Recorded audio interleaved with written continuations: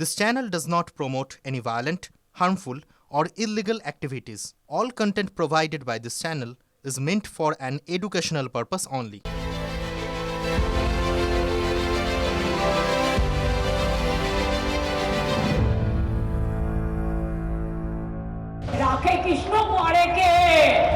হঠাৎ কেষ্ট নাম কেন জপ করছেন মমতা বন্দ্যোপাধ্যায়?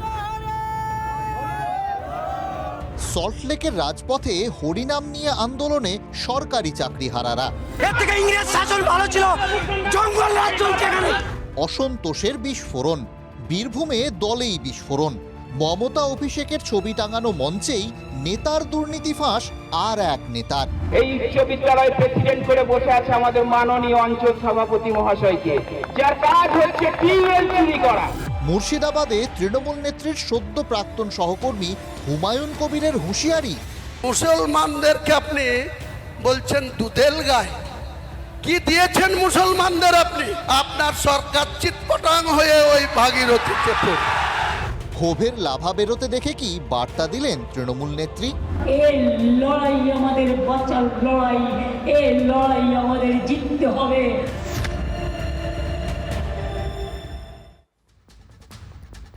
বাঁচার লড়াই কে বলছেন? মমতা বন্দ্যোপাধ্যায় বলছেন। বাঁচার লড়াই মানে মরণ বাঁচন লড়াই। আচ্ছা, এই বাঁচার লড়াই কথাটা কেন বলছেন বলুন তো তৃণমূল নেত্রী তথা মুখ্যমন্ত্রী মমতা বন্দ্যোপাধ্যায়? এই তো গত বছর লোকসভা ভোটে 42-এ 29টা আসন পেয়েছে তৃণমূল। সেই দল তো বুক বাজিয়ে ছাতি ফুলিয়ে বিধানসভা ভোটে নামবে, এমনই তো হওয়া স্বাভাবিক। কিন্তু দলনেত্রীর মুখে অস্তিত্বের প্রশ্ন, আশঙ্কার এমন চোরা স্রোত কেন? দলকে কি বোঝাতে চাইছেন তৃণমূল নেত্রী? 21-এর ভোট আর 26-এর ভোটে অনেক ফারাক কিন্তু নেহাত কম নয়।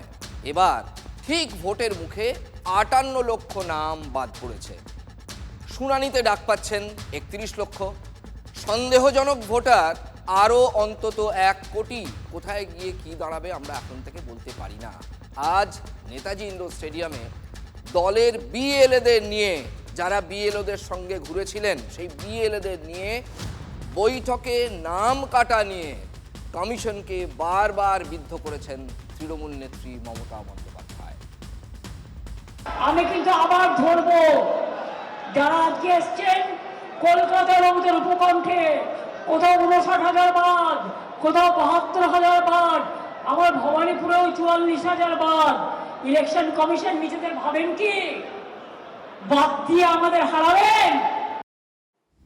দেখুন, নির্বাচন কমিশনের কাজ হচ্ছে বৈধ ভোটারদের বেছে নিয়ে একটা বৈধ ভোটার তালিকা তৈরি করা। এসআইআর কিন্তু সেই কারণেই হচ্ছে। শুরুর পর্বটার কথা ভাবুন, এই তৃণমূলই এসআইআরের কতটা বিরোধিতা করেছিল। এখন বছর শেষে যখন শুনানি পর্ব শুরু হতে চলেছে, তখন দলে প্রায় এমার্জেন্সি জারি করেছেন তৃণমূল নেত্রী। হ্যাঁ, দলের মধ্যে, তৃণমূলের মধ্যে প্রায় জরুরি অবস্থা, ওই জন্য এমার্জেন্সি কথাটা বলছি। আজই আবহাওয়া দপ্তর পূর্বাভাস দিয়েছে। আবহাওয়া দপ্তর আজকে কি পূর্বাভাস দিয়েছে? বড়দিন থেকে রাজ্যে জাঁকিয়ে শীত পড়তে চলেছে, মানে এনজয় করার সময় আসছে। দেখুন, শীত মানেই তো পিকনিক। পিকনিক ছাড়া বাঙালি হয় নাকি? পিকনিক ছাড়া আমাদের রাজ্য কল্পনা করা যায়? সামনে বড়দিন, বর্ষবরণ। তৃণমূলের নেতাকর্মীরা তারাও তো মানুষ, তারাও তো পিকনিকের প্ল্যান নিশ্চয়ই সেরে ফেলেছেন। প্রত্যেকের তো সংসার আছে, বন্ধুবান্ধব আছে, কিন্তু সব পরিকল্পনায় জল ঢেলে দিয়েছেন তৃণমূল নেত্রী। পিকনিকে মানে দলের পিকনিকে স্থগিতাদেশ জারি করেছেন তৃণমূল নেত্রী মমতা বন্দ্যোপাধ্যায়। এবার পিকনিক হবে না, পিকনিক একবারে 2026-এ জেতার পরে হবে। দেখলেন এসআইআর কতটা গুরুত্বপূর্ণ, কিভাবে দলকে বুঝিয়ে ছাড়ছেন তৃণমূল নেত্রী মমতা বন্দ্যোপাধ্যায়। আগে বলেছেন, আজও বলেছেন যে বিজেপি চাইছে 1.5 কোটি নাম বাদ যাক। আচ্ছা, 1.5 কোটি অবৈধ নাম থাকলে সেই নাম যদি বাদ যায়, তাতেই বা শাসক দলের সমস্যা কোথায়? সেটা হওয়াই তো স্বাভাবিক, যদি 1.5 কোটি সত্যি থাকে অবৈধ। নাকি তৃণমূল এখন সবেতেই খুঁত ধরছে? রজ্জুতে সর্পভ্রম। একটা উদাহরণ দিই, নেতাজি ইন্ডোরে মুখ্যমন্ত্রী আজকে যখন বক্তৃতা দিচ্ছিলেন, তখন মাইকে একটু বিভ্রাট হয়। এমন কিন্তু মাঝে মাঝেই হয়, মাইক থেকে একটা আওয়াজ বেরোয়, মেটালিক সাউন্ড বেরোয় অনেক সময়। এই রকম ঘটনা গত সপ্তাহে ধনধান্য স্টেডিয়ামেও হয়েছে। মমতা বন্দ্যোপাধ্যায় কিন্তু আজকের এই ঘটনার মধ্যেও সাবোতাজ মানে অন্তর্ঘাত হয়েছে বলে সন্দেহ করছেন। মাইক ম্যান কিন্তু ইন্ডোরে যারা কাজ করছেন, আমি বারবার দেখছি প্রবলেম ক্রিয়েট করছেন। আমি আগের দিনও দেখে গেছি, আজকেও দেখছি। আর পুলিশ কি করে কেন দেখে না? এটা সাবোটাজ হচ্ছে না তো?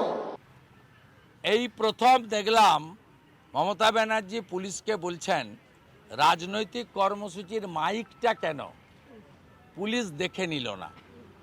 তাই আজ থেকে পশ্চিমবঙ্গে আরও একটি পুলিশ চালু হলো, মাইক টেস্টিং পুলিশ। এদিকে নেতাজি ইন্ডোর স্টেডিয়াম থেকে প্রায় 250 কিলোমিটার দূরে একজন আজকে মাইক হাতে দাপিয়ে বেরিয়েছেন। তার নাম হুমায়ুন কবির, মমতা বন্দ্যোপাধ্যায়ের সদ্য প্রাক্তন সহকর্মী। আজই আত্মপ্রকাশ করেছে হুমায়ুনের নতুন দল জনতা উন্নয়ন পার্টি।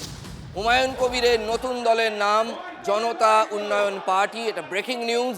যারা ঠোঁটকাটা এই মুহূর্তে দেখতে বসলেন তাদের আবার জানাই, 22 তারিখে হুমায়ুন কবির নতুন দল গড়বেন বলে কথা দিয়েছিলেন। তিনি কিন্তু তার তরফ থেকে কথা রেখেছেন। আজকে হুমায়ুন কবিরের নতুন দলের গোড়াপত্তন হলো। সেই দলের নাম জনতা উন্নয়ন পার্টি। হুমায়ুন দলের ইস্তাহার প্রকাশ করেছেন আজকেই। দলের কয়েকজন প্রার্থীর নামও ঘোষণা করে দিয়েছেন। কিছু চমক আছে বলছি। হুমায়ুন নিজে দাঁড়াবেন ভরতপুর এবং রেজিনগরে, যেমনটা তিনি বলেছিলেন। ভগবানগোলা এবং রানীনগরে হুমায়ুনের 2 নেমসেক দাঁড়াবেন, তাদেরও নাম হুমায়ুন। দুজনেরই নাম হুমায়ুন কবির, কিন্তু চমক অন্যত্র। বাবরি মসজিদ তৈরির লক্ষ্যমাত্রা নিয়ে এই প্রথম এই বিশ্বে এমন কোনো ব্যক্তি যে বাবরির সমস্যার সমাধান হয়ে যাওয়ার পরেও, আদালতে সেই সমস্যার সমাধান হয়ে যাওয়ার পরেও এই নামে আবার নতুন করে কোনো উপাসনালয় বানাতে চলেছেন হুমায়ুন কবির। গোটা জগৎ জেনে গেছে, শুধু ভারত নয়। ফলে হুমায়ুন কবিরের পার্টিতে হিন্দুরাও প্রার্থী হচ্ছেন, এইটা কিন্তু একটা চমক।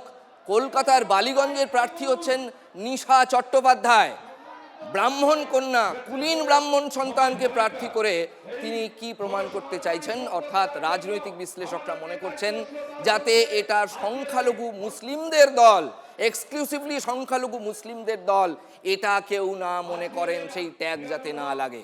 সমাজের বিভিন্ন স্তরের মানুষকে সঙ্গে রেখে এই একই চেষ্টা আইএসএফও করেছিল, ইন্ডিয়ান সেকুলার ফ্রন্ট। তাতে কতটা কি কাজ হয়েছে সেটা আপনারা বলবেন। হুমায়ুন কবির কিন্তু গোড়া থেকেই সতর্ক। যেমন বিজেপির হাতে থাকা মুর্শিদাবাদ বিধানসভা কেন্দ্রে হুমায়ুন প্রার্থী করছেন। নাম শুনবেন কাকে?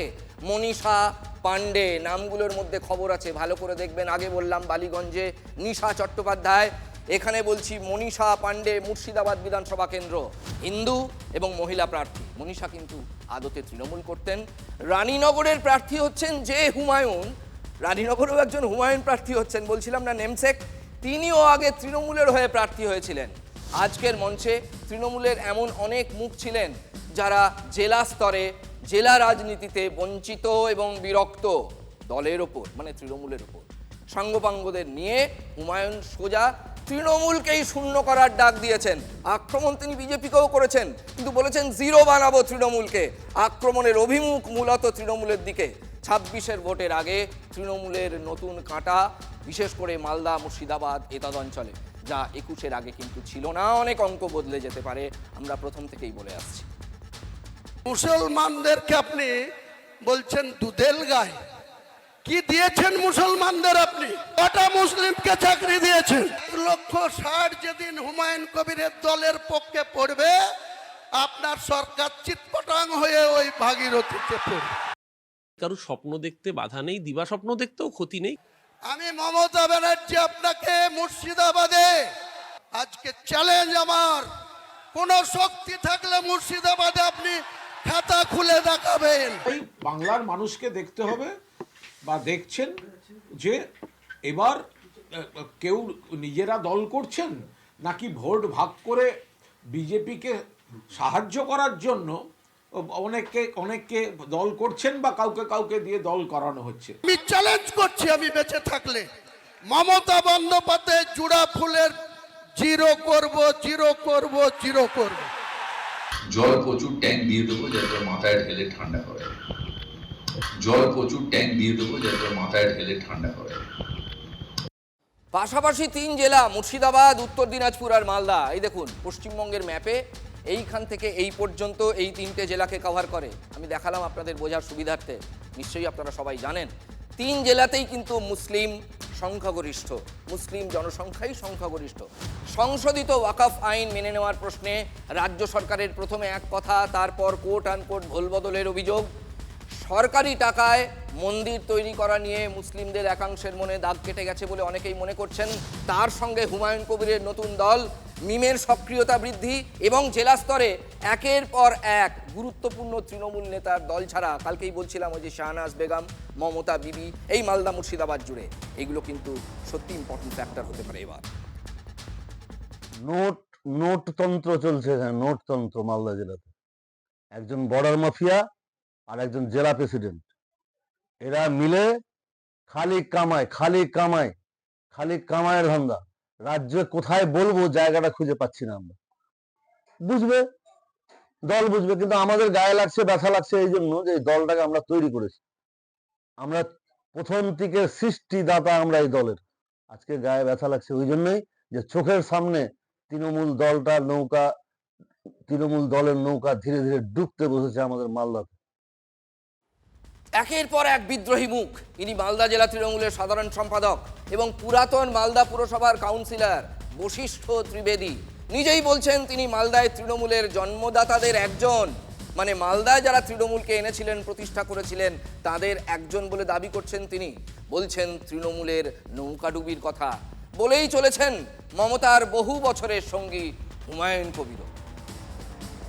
আগামী বিধানসভায় বিদায় আপনার অনিবার্য।